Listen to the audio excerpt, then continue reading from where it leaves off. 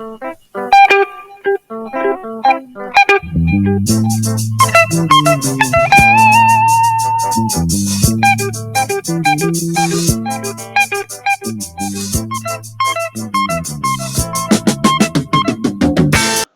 the southeastern cities of Aba, Enugu, and Owerri were the hotspots of the Afrofunk era of Nigerian music, springing out great bands like Sweet Breeze, The Wings, The Funkies, The Apostles, and The Strangers, Lagos, which has always been the center of excellence as far as Nigerian music and entertainment is concerned, also held its own with some of the most important bands of the era, one of which is the Schoolboy Band that created waves and ripples in the Nigerian music scene of the time, and that is Ofege, the schoolboy band from the prestigious Saint Gregory College, Obalende, Lagos. So kick back and relax with a cup of something as we dig into the story of Ofege, the boy band before other boy bands in Nigerian music history.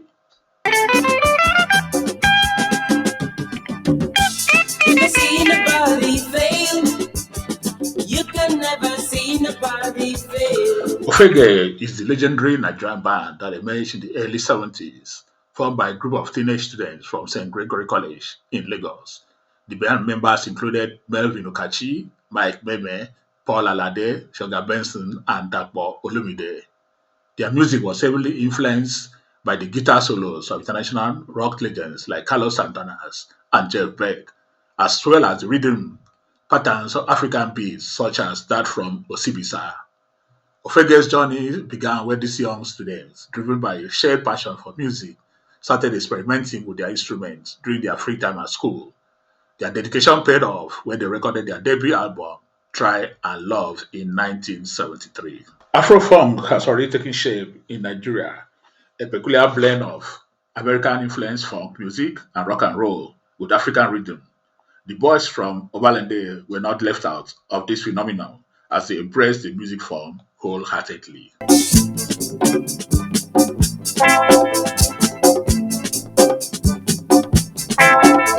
When we see love or smiles, you know that something's wrong. When you see him dance. Try and Love was a pure psychedelic rock and funk offering produced by Odion Iruoje, who also gained fame with the production credits for Chris Okotie in the early 80s. Try and Love was released on EMI label and contained tracks like Try and Love, Wheezy Labor, Nobody Fails, It's Not Easy, Ofege, Lead Me On, and You Say No. The boys made the basic recordings from the album, but with guitar overdubs from the late BLO guitarist Berkley Ike Jones. With this album, the band quickly gained popularity and established themselves as a significant force in the Nigerian music scene in the 70s.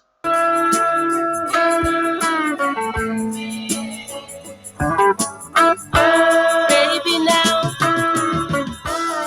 let me hold you tight, my love.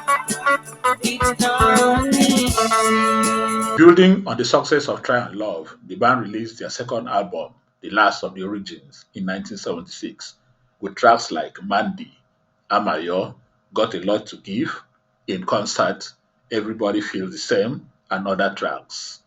Odion Iruoje was still in the production saddle, but with additional hands at the production and recordings, like Berkley Jones as bass guitarist, Johnny Wood, the man from Sonny Okosun's Ozidi band, on the Moog synthesizer, Philly Frogsy on the congas, English composer Francis Mockman on the strings and synthesizer, while the regular members held on their instruments with Paul Alade on the bass guitar and vocals, Mike Meme on the drums, Sugar Benson on the second guitar, Dakpo Olumide on the keyboards, Melvin Knox, or as you know him as Melvin Lukachi, on the rhythm guitar and lead vocals role, while Felix Ine was also on the vocals. In 1977, Ofege moved from EMI, who were responsible for the first two albums, to Polydor, and also changed producer from Odion Iruoje to Desmond Majekodunmi, or Des Majek as also known as. The result was the album Higher Played Breeze, which had tracks like Bazooka Bash, To Be Wise, Come Right Back, Magic Music, and the sweet sounding and poppy title track, Higher Plane Breeze.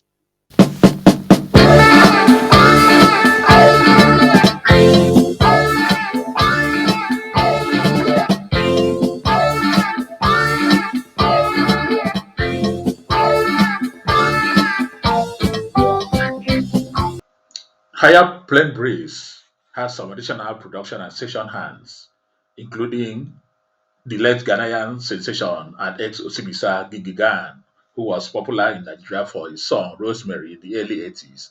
He handled keyboards and synthesizer.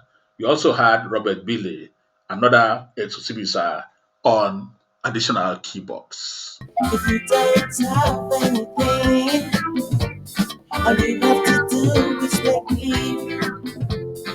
If you need me, baby, all you have to do is make me. But it seems the move by Ofege away from EMI did not go down well with the people at EMI because in later years, Odion Iruoje, their previous producer, in an interview clearly stated that Desmond Majekodunmi lured the boys away from EMI where they had good groundings into another contract that eventually led to the decline of the band's music and influence in the Nigerian music scene.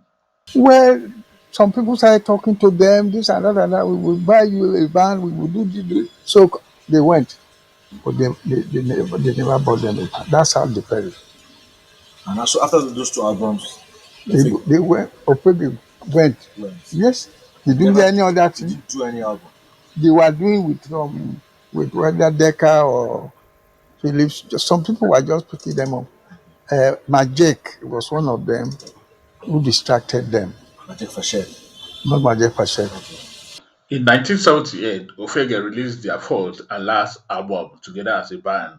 The album title, How Do You Feel, was also produced by Desmond Majekodunmi with additional support from Jake Solo, Robert Bailey, Francis Mockman, and Kofi Awivo, the Ghanaian conga specialist, who was also part of the Osibisa setup and other bands in Sweden and Norway.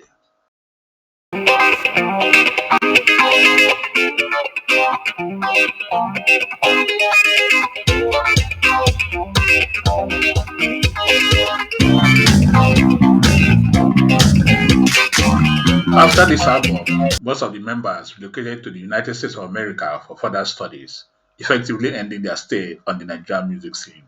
Melvin Lukachi made a feeble attempt at a solo career with two album releases, Evolution on EMI in 1981 and I Am Okay on Chris Robinson Sound in 1985.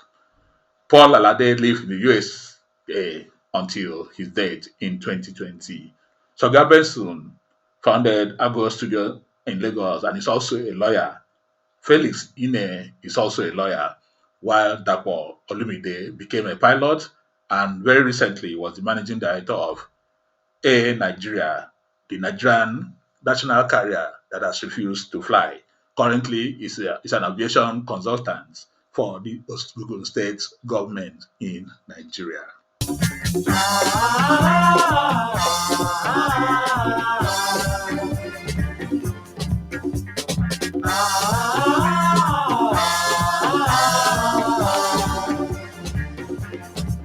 The Ofege story is a testament to the power of youthful creativity and the enduring impact of music that transcends time and borders.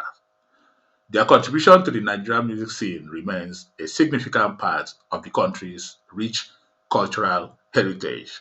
The success of Ofege spun out so many youth bands around that same time, some of whom made success out of their career.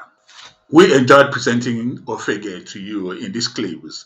I hope you did enjoy watching. This is Music in My Ears, the Nigerian music history stories. If you like what we're doing, kindly subscribe to our channel if you are new here. But we thank those that have already subscribed and have been supporting us in our journey to document Nigerian music history. Thank you and God bless. Peace.